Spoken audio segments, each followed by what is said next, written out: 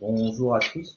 On va attendre une ou deux petites minutes avant de commencer, le temps que tout le monde puisse arriver, finir son café. Et on démarrera du coup la session. Alors, on vous invite déjà dès à présent, si vous le souhaitez, à pouvoir du coup, vous connecter à ce Kahoot, qui nous servira du coup de jeu quiz pour le test final.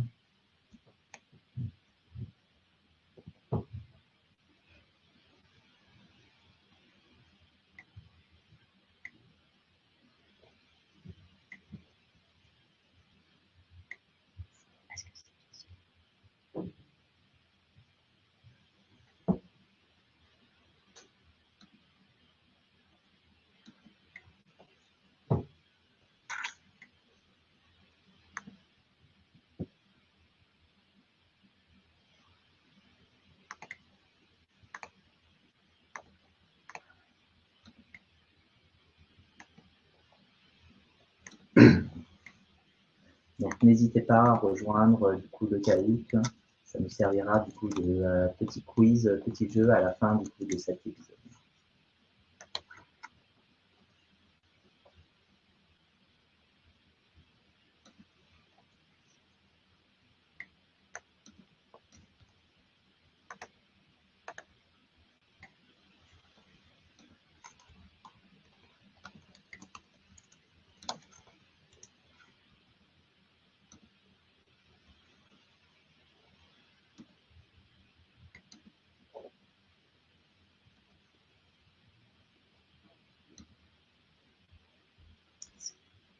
Eh bien, je vous propose, on va commencer. Donc, bonjour à tous et merci d'être présents aujourd'hui et bienvenue au premier épisode de cette nouvelle saison des K-Series dont le thème sera la data science. Alors, comme toute bonne série, cette saison sera composée de 4 épisodes. Le premier épisode s'intitulera How I Met Data Science. L'épisode numéro 2 sera autour de l'IA générative et s'intitulera The Big Bang LLM Theory. Dans le troisième épisode, nous parlerons de MLOps avec le Breaking MLOps. Et enfin, dans l'épisode 4, nous terminerons avec le Game of FinOps and DataVis. Et sans plus tarder, comme vous l'attendiez avec impatience, nous commençons dès à présent ce premier épisode. Alors, avant toute chose, ce premier épisode se veut volontairement un épisode introductif. Donc ici, un public qui soit le plus large possible. Donc je pense qu'aujourd'hui, tout le monde a déjà entendu un peu parler d'IA, peut-être un petit peu moins de data science, mais tout le monde n'est pas forcément à l'aise avec les concepts de base qui se cachent derrière, l'étendue des applications, les limitations actuelles. Donc l'objectif de cet épisode, c'est de vous permettre d'y voir un petit peu plus clair et puis de poser les bases pour vous permettre de suivre les prochains épisodes sans trop de difficultés. Et avant de commencer, je vous propose, on va faire un petit tour de table du coup des présentateurs qui seront aujourd'hui du coup présents. Donc Kao Frido, donc moi aujourd'hui je suis manager data science et data analytics chez Kerus. Je porte le développement de nos offres et de nos activités sur Kerus Centre-Est, sur les sujets notamment d'intelligence artificielle, de data science et de data analytics. Moi, ça fait à peu près depuis 10 ans que je travaille dans le monde de la data et après ma thèse CIFRE, du coup, en machine learning chez Schneider Electric, j'accompagne du coup depuis 7 ans maintenant des conseils en conseil data sur leurs problématiques depuis la définition de cas d'usage, de feuilles de route data jusqu'à l'implémentation de solutions en production, que ce soit de data science ou de data analytics. Alors bonjour, je m'appelle Romira Tulzana et je suis consultante data scientist chez Kerus depuis fin 2022. Alors en ce moment, je suis en mission au sein d'une équipe de digital marketing et je travaille sur des thématiques telles que l'optimisation des campagnes publicitaires ou encore l'analyse des comportements des utilisateurs. Donc tout cela dans le but d'améliorer l'impact des stratégies marketing. Et je suis ravie d'être avec vous aujourd'hui. Alors moi, c'est Romain Budois, donc je suis consultant data chez Kerus depuis maintenant un petit peu moins de 2 ans. J'ai d'abord fait mon stage de fin d'études dans le cadre de mon master en statistique informatique. Et donc pendant plus d'1 an et demi, stage y compris, j'ai travaillé en tant que data scientist, donc dans la même équipe que Romy, dans une équipe de marketing digital pour un distributeur de fournitures industrielles. Et voilà, je suis aussi notamment intervenu sur des problématiques de recommandation de produits, ciblage de clients dans des campagnes marketing, analyse statistique. Et voilà, actuellement, je travaille sur un projet de migration de données. Bonjour à tous, moi c'est Dia Boucher. Ça fait bientôt 1 an que je suis chez Kerus en tant que data scientist. Comme mes collègues, j'ai pu travailler sur divers projets en machine learning et actuellement, je travaille sur un projet en computer vision, c'est-à-dire en traitement d'image en quelque sorte, reconnaissance faciale, etc. Bonjour, je m'appelle Youssef Sabébé, donc je suis data scientist avec un master de data science. Je travaille chez Kirus depuis 2 ans et j'entame plusieurs projets de data science en termes de préparation, de team et ainsi de suite. Alors, donc dans cet épisode, nous vous proposerons dans un premier temps de reprendre un petit peu de hauteur sur l'IA et puis la data science de manière générale, avec une introduction simplifiée au grand concept du machine learning, qui est un domaine majoritaire de la data science aujourd'hui. Après cela, on rentrera un petit peu dans les détails des différentes étapes qui composent un projet de machine learning et les technologies qui sont couramment utilisées dans tout projet de data science. Et puis, nous verrons quelques exemples de projets data science à travers 2 cas d'usage, et puis on finira par un quiz sur Kahoot. Donc, sans plus attendre, prenons ensemble un peu de hauteur et refaisons un tour de panorama sur le paysage de l'IA. Donc, aujourd'hui, quand on vous parle de l'IA, peut-être qu'il y a beaucoup de mots qui vous viennent en tête. Par exemple, ChatGPT, statistiques, ou prédiction, deep learning, réseau de neurones. Mais la question que je vous pose, est-ce que vous pourriez m'expliquer ce qui se cache derrière ces termes? Si ce n'est pas le cas, ne vous inquiétez pas. Aujourd'hui, on va être vous êtes au bon endroit. On va vous expliquer et remettre un peu l'ordre sur tous ces termes-là. Alors ici, on va d'abord essayer de représenter les choses de manière simple, un peu à l'image de poupée russe, même si en réalité, donc, comme on va le voir plus tard, les niveaux d'imbrication sont plus subtils. Alors nous qui sommes data scientists, avant de parler donc d'intelligence artificielle et d'expliquer les autres termes, on va d'abord définir ce qu'est la data science. Alors, qu'est-ce que la data science? C'est l'extraction d'informations exploitables à partir de données brutes, en utilisant notamment des outils d'intelligence artificielle, de statistiques ou encore de mathématiques. Donc, un exemple de données brutes, ce serait l'historique d'un utilisateur sur Netflix. Et un exemple d'information qu'on pourrait en tirer grâce à la data science, ce serait donc on pourra prédire les autres films ou séries que l'utilisateur pourrait aimer, par exemple. Donc, ce qu'il faut surtout retenir, c'est que la data science, c'est pas seulement l'analyse prédictive, la data science englobe tout un processus qui comprend donc la collecte, le nettoyage, l'analyse exploratoire, la modélisation et la visualisation des données.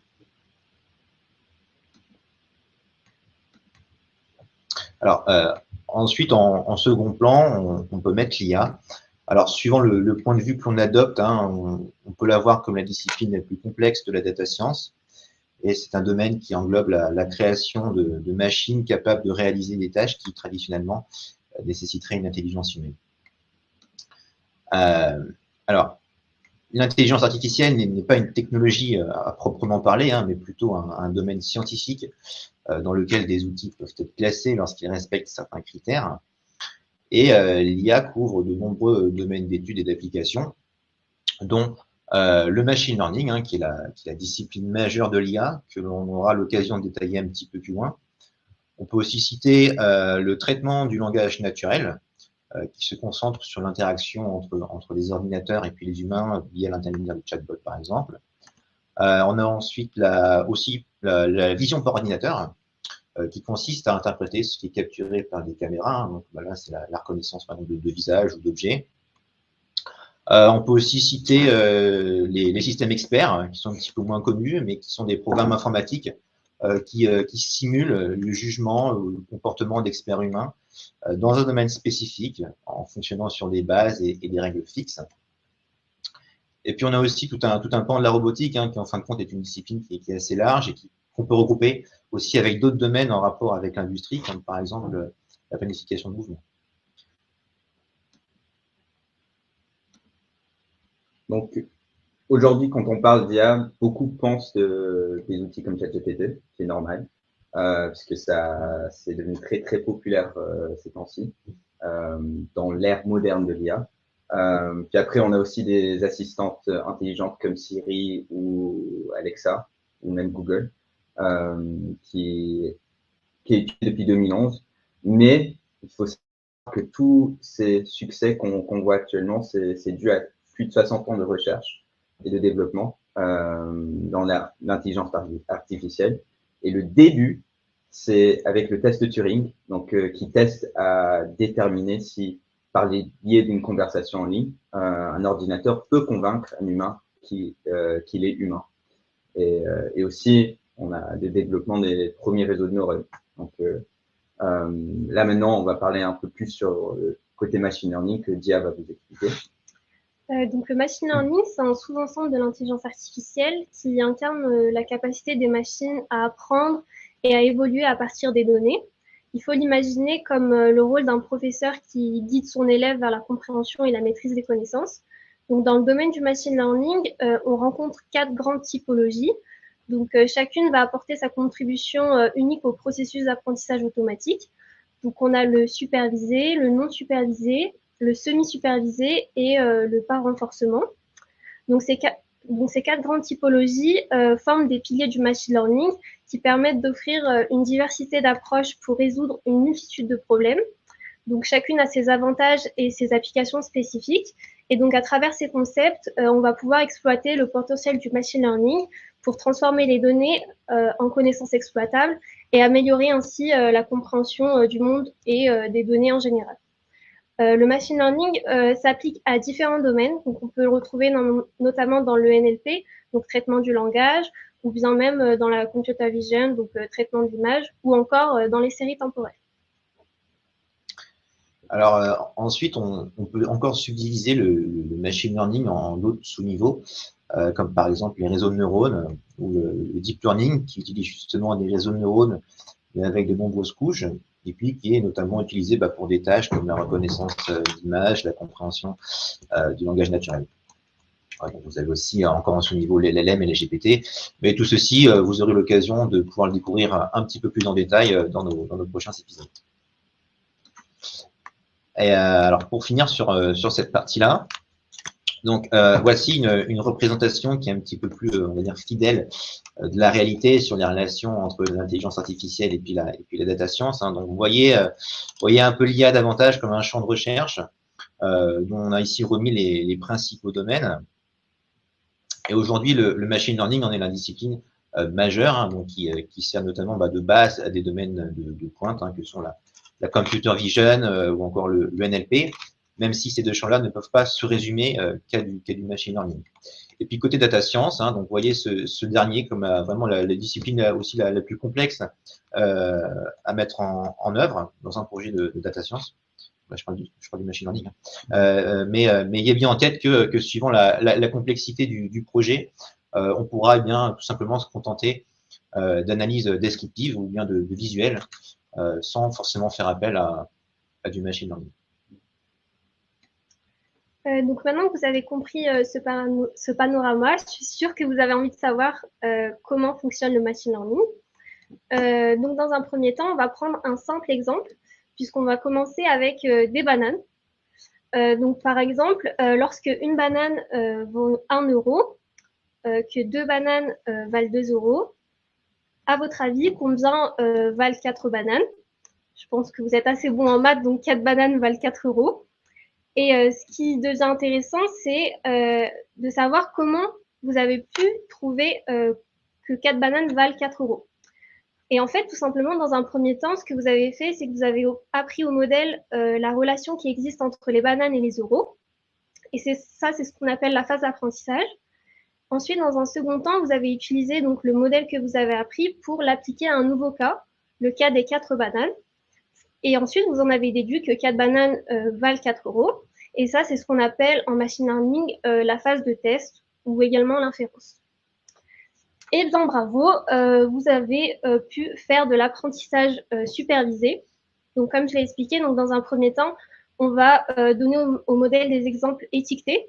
Donc, c'est ce qui correspond, par exemple, aux euros. Et dans un deuxième temps, on va appliquer les données le modèle a des données qui sont inconnues. Du coup, là, on va voir une autre manière d'apprendre dans le machine learning. Donc, avec là, par exemple, si je vous montre cette représentation de points dans l'espace et je vous pose la question, combien de groupes ou de regroupements vous voyez? Donc, peut-être vous pouvez dire 3, 2, 5, 50, je sais pas. Ça dépend de vous. Mais dans ce cas-là, vraiment, ça dépend en termes de données qu'on aura. Mais on a décidé de diviser en 3 parties. Donc, groupe 1 avec un regroupement de 3 points, groupe 2 avec un regroupement de 2 points et groupe 3 avec un regroupement de 2 points. Et on voit bien qu'ils sont bien séparés dans l'espace. Donc, et le fait de regrouper des données en groupes homogènes, c'est ce qu'on appelle le clustering ou segmentation. Donc, et ça fait partie d'une approche dite non supervisée. Donc, les applications de ce type de problème de machine learning sont bien nombreuses. Donc, on peut faire des segmentations de population au sein d'une étude, de détection de nouveautés ou d'anomalies dans des machines, et ou même faire des identifications d'affaires. Donc, pour résumer tout ce qu'on vient de voir dans différentes méthodologies d'apprentissage pour le machine learning, on a le machine learning supervisé, donc utilise des exemples étiquetés et qui nous permet de répondre à des problématiques qu'on a. Et puis après, on a le machine learning non supervisé. Du coup, ça, c'est à partir de données qui ne sont pas étiquetées, mais qu'on peut donner, qui peut nous donner des réponses, donc qu'on ne prévoit pas. Donc, par exemple, pour l'approche supervisée, on utilise différentes méthodes. Ici, c'est la régression et la classification. Donc, pour la classification, donc on imagine un regroupement, une catégorie ABC. Donc, on lui donne des données et il permet de déterminer, en fonction des données, à quel groupe vous appartenez, donc A, B ou C. Et puis après, pour côté non supervisé, on peut parler du clustering. Donc, c'est l'exemple que je vous ai montré tout à l'heure avec le nuage de points dans l'espace. Et aussi, on a d'autres manières d'utiliser. Donc, c'est la réduction des dimensions qui permet de réduire la taille d'une grosse donnée pour pouvoir mieux l'utiliser, mieux la traiter. Alors maintenant que vous comprenez un peu mieux comment fonctionne le machine learning, la question naturelle qui va venir, c'est comment est-ce qu'on l'utilise concrètement donc, dans un projet data science. Donc maintenant, je vais vous présenter les principales étapes d'un projet de data science. Alors de manière résumée, donc un projet de data science fonctionne comme un projet classique data. On va comprendre le besoin business, collecter et stocker les données, on va traiter les données et on va en tirer de la valeur. Donc la spécificité des projets de data science va surtout se faire sur la partie exploitation de la valeur. Alors maintenant, on va reprendre l'histoire dans l'ordre. Donc la première étape, c'est la formalisation du cas d'usage. Donc on va discuter avec le métier pour définir leurs besoins, leurs attentes, et on va faire le catalogue donc, des données et des ressources nécessaires. Donc, on va avoir à disposition les bases de données du client et on peut aussi, donc, grâce à certains outils, utiliser les données qui sont disponibles sur le web. Alors, avant de procéder à toute analyse, il est essentiel de bien comprendre les données et d'analyser leur distribution. Donc, cette étape s'appelle l'analyse exploratoire des données. Donc là, on aura besoin de solliciter le métier pour qu'il nous explique comment sont structurées les données, que signifie chaque variable, pourquoi il y a des valeurs manquantes, etc.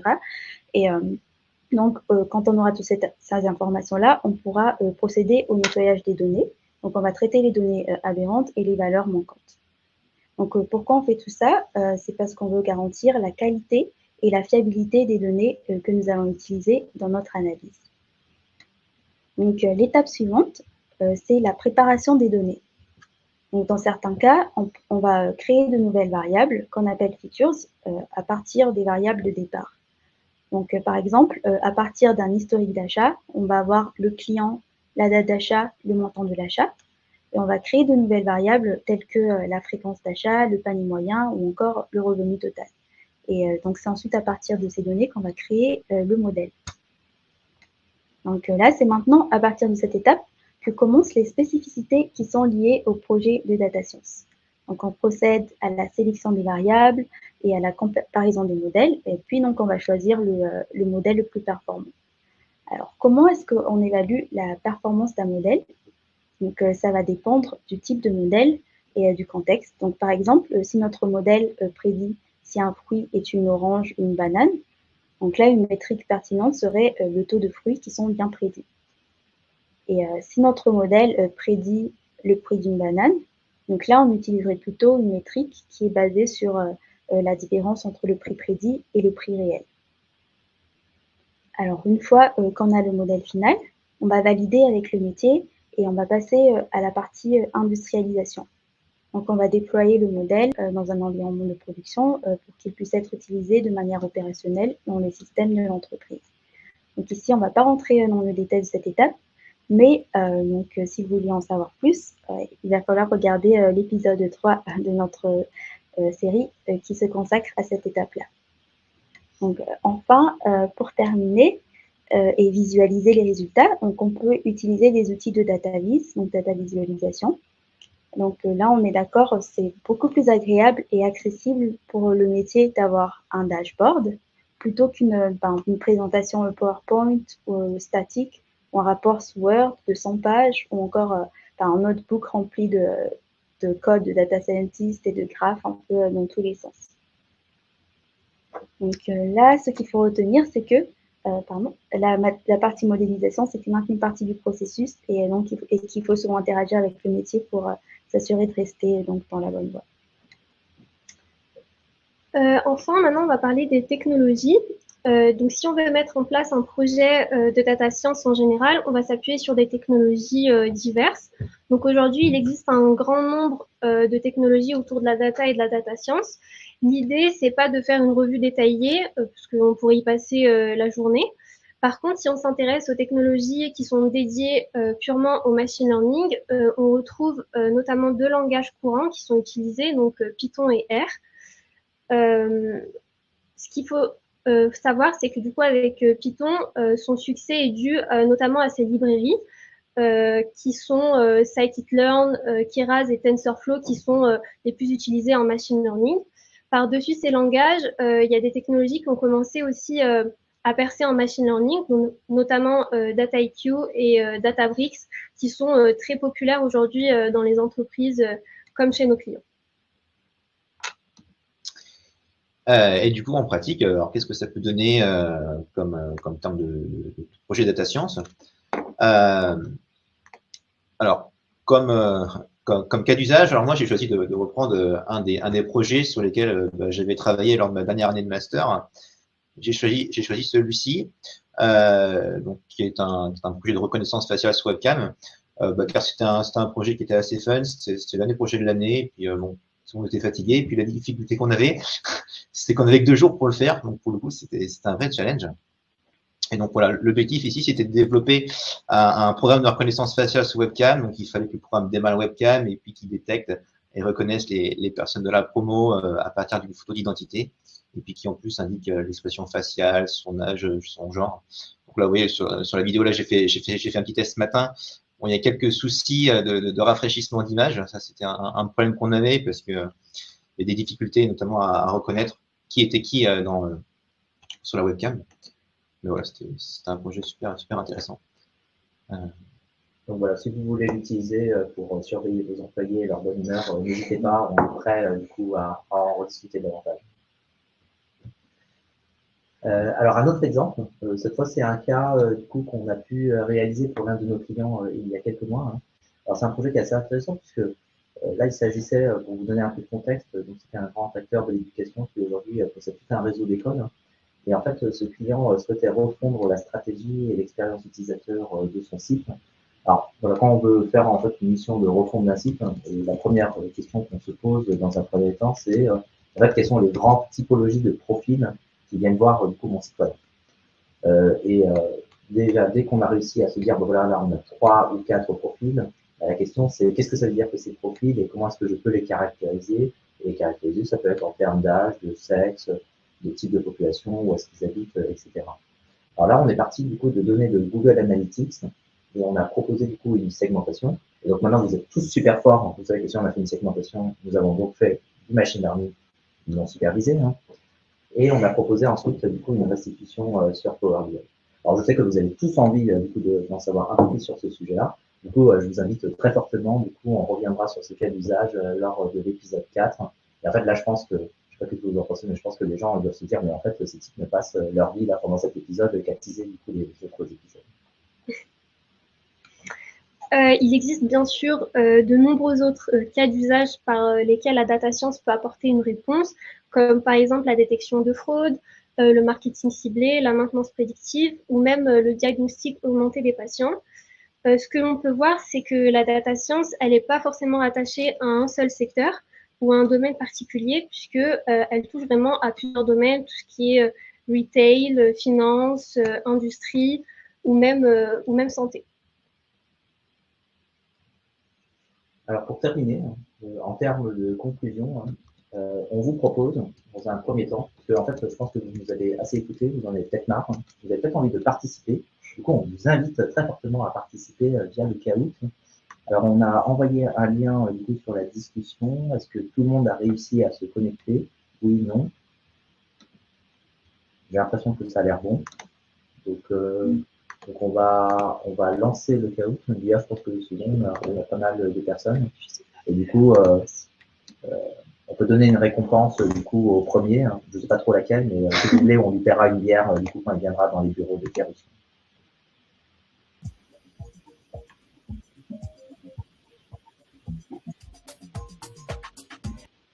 Pardon. On vous laisse 30 secondes, peut-être pour ceux qui n'auraient pas, se seraient pas encore connectés au lien. Hein. Et du coup, on vous propose du coup, de pouvoir démarrer la session d'ici 30 secondes. D'ici là, je vous proposerai bien de chanter une chanson, mais je pense qu'il pleuvra du coup d'ici la fin de la journée.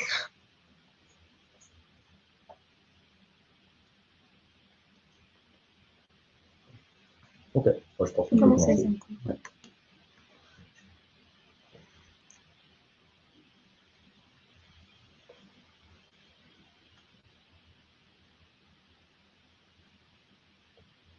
C'est parti. Donc, on va commencer par un petit quiz. Donc, par exemple, si je veux prédire les températures du mois suivant en me basant sur les températures historiques, à votre avis, c'est une approche plutôt supervisée ou une approche non supervisée? On est tous d'accord que la question est de savoir si vous étiez en train de dormir pendant cette session. Laisse encore 10 secondes.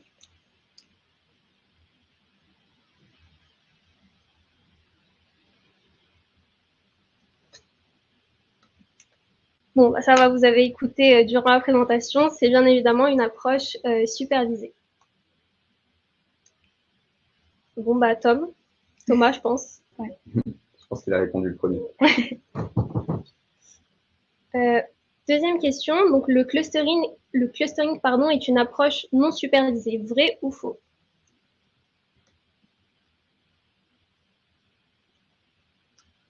Voilà, il faut savoir que toutes ces questions, ce sont les tests que l'on fait passer à toute personne qui rentre dans l'équipe data science. Donc, du coup, si vous répondez bien, vous pouvez postuler à notre équipe. La réponse est donc vraie. Voilà. Donc, bah, Thomas, toujours en tête de liste. Hein. On est super content, on a quand même une bonne audience qui est bien. Hein. Ou alors on est sacrément bon. Hein. Alors, j'ai les données de navigation d'un site web et je souhaite identifier les types de profils présents sur mon site. Est-ce que c'est plutôt une approche supervisée ou non supervisée? Vous avez tous, bien sûr, super bien écouté ma présentation et donc, normalement, ça n'a plus de secret pour vous. C'est top. Bien sur une approche non supervisée. Franchement, je pense qu'on a plein de gens qui pourraient postuler dans notre équipe. Là. Ouais. Du coup, autre question, quelle technique d'IA est principalement utilisée pour la reconnaissance d'images? Le deep learning, le NLP, la régression, pardon, ou le clustering? Attention, il y a un piège. En fait, pas du tout.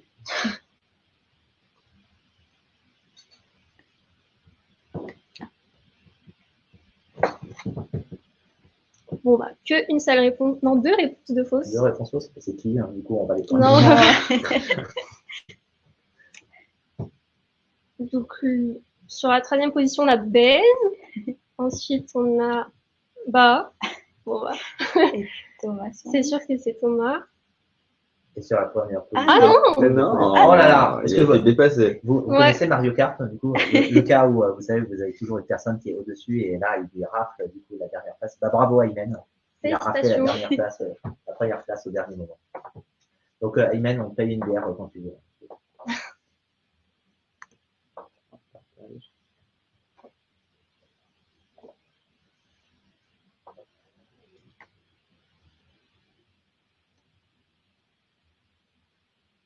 Alors, du coup, pour terminer, si on se faisait un peu les key takeaways, donc les 3 choses à retenir d'aujourd'hui, qu'est-ce que ce serait hein bah, du coup, comme vous avez pu le voir, donc, quand on parle d'IA et de data science, là vous avez pu voir que c'est un paysage qui est super vaste, même si aujourd'hui beaucoup de gens font un peu de l'amalgame, voilà, ChatGPT égale IA.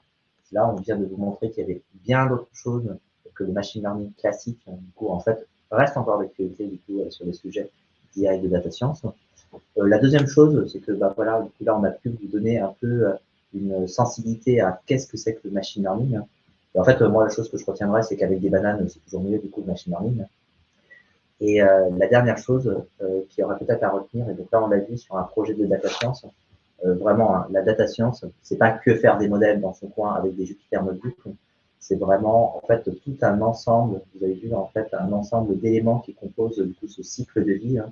C'est ce cycle de vie hein, qui fait, du coup, en fait, de la richesse, vraiment, de notre, du coup, vraiment de notre métier de data scientist, puisque si notre métier, c'était juste écrire un port, scikit-learn, du coup, Camille, c'est camille.fit.